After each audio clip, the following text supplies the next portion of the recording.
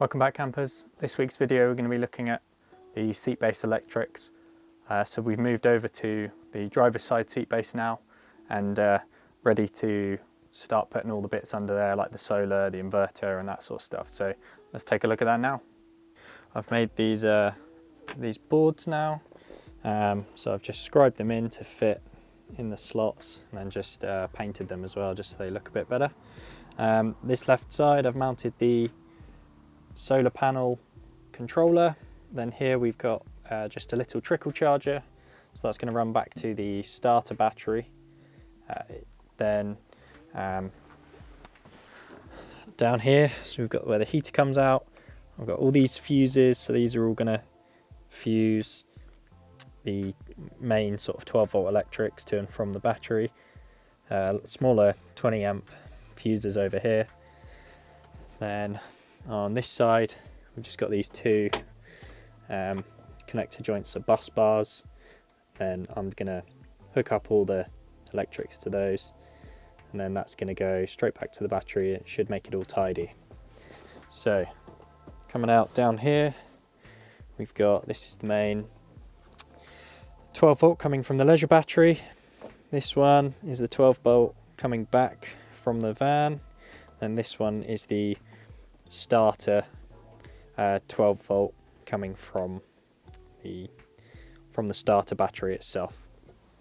Then coming out on this side we've got the charger for the starter battery, which will come from the rear of the van.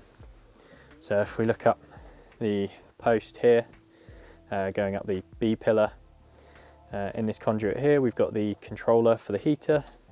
This main one is the main 12 volts, so that's going to run all of the electrics at the back of the van, like the fridge and the lights and stuff. Orange one's the 12 volt hookup. Then this one is the 12 volt charger for the starter battery, and then we've got a red and a black cable there that's coming straight off the solar panel, which comes from the rear of the van. In this slot down here I'm going to try and fit the inverter, so the inverter should mount onto there, and I'm hoping to be able to run it to a splitter or a changeover switch, which means I can just turn the inverter on, then switch between the electric hookup and the inverter itself. So hopefully that'll work as long as we can get all the earthing right, and then potentially just mount a switch down here that'll do the changeover so that we can use both the inverter and the main electric hookup coming out of the same socket, which will be in the rear of the van. If that doesn't seem like it's possible, then potentially I'll have to run another cable up and over to the back of the van to another socket, or even just move the inverter to the rear of the van itself. So we're just going to put all the terminal ends on, connect up all these fuses, and then hopefully it'll be pretty much ready to go.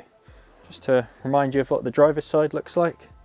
So we've got the battery, so we've got the DC to DC charger, so this is the unit that will charge the leisure battery coming off the starter battery. So we've got the starter main coming in here, and then we've got the charger cable coming out, which will go onto the leisure battery there. And then from here we're going to go onto this bus bar, which splits for the heater, the charger, and the solar panel as well there, so they can all charge back to the leisure battery. And that's pretty much that on that side. So as hopefully by now you're aware, you need a DC to DC charger if you have a battery or a vehicle that uses a stop-start technology, because of the alternators in these newer vehicles use that they stop charging, so they don't, unlike a normal alternator where you could get away with a voltage sensing relay. The stop-start vehicles, the alternators actually turn on and off and stop charging rather than just continuously charge and sort of overcharge. So you can't use a voltage sensing relay if you have a stop-start van. If you don't have a stop-start van, it's much easier, and you can just use a voltage sensing relay. They're much cheaper as well. They're only about, I don't know, £50 for a good one, and then that can bypass this whole big old block here, and you can do the same with your solar power as well. So let's get to putting these terminals on.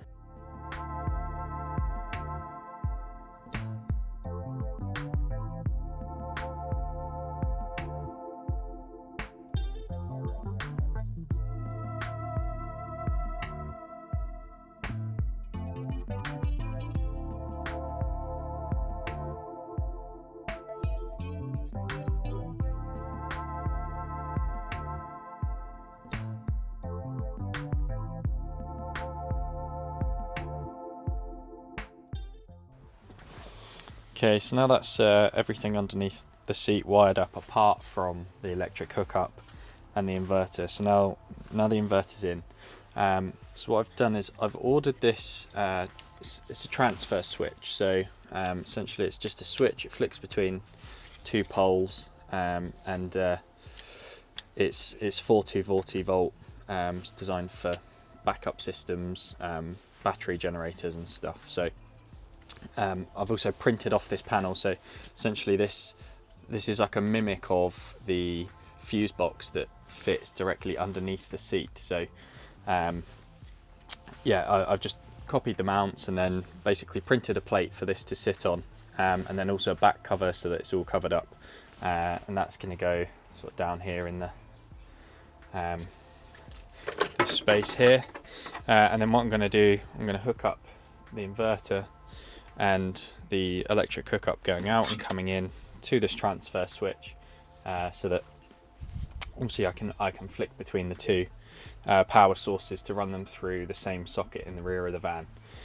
Now there are systems that do this automatically, so you don't need to worry, but they vary between sort of 60 to 120 pounds, and you know, I'm not that bothered because you've got to turn the inverter on anyway, so you know, you can't leave the inverter running ideally all the time, so you're better off, or I feel I'm better off just using this manual transfer switch and then just mounting it under here, and also I didn't know how much space I would have, so yeah, I'm just going to wire that up now, and essentially when you flick the switch, these two sides basically connect. So when it's on one, the top row connects, and then two, the bottom row connects, which basically means you need to connect this, basically the output side, so that, you know, when it's on, they both go out onto the outlet. So I'll wire that up now and then mount it, and then that's basically the seat electrics done.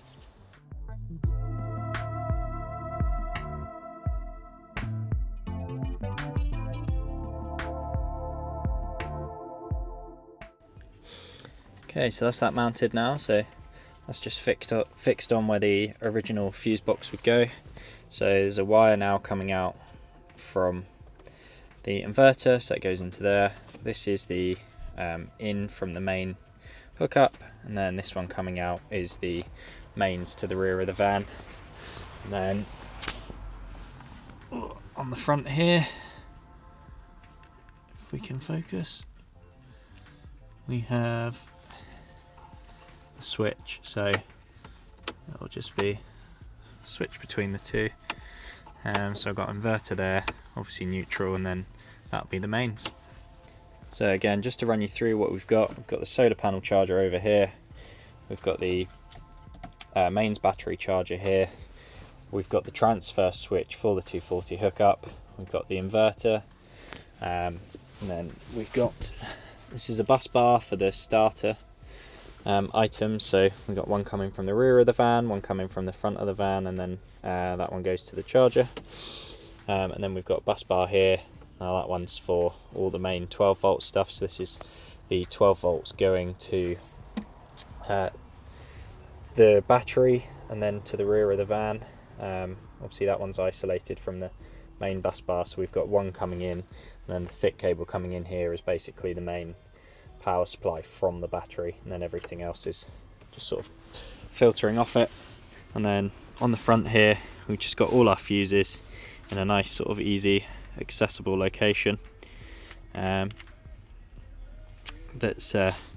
yeah, so that this cover panel that will be here can then come off and be accessible.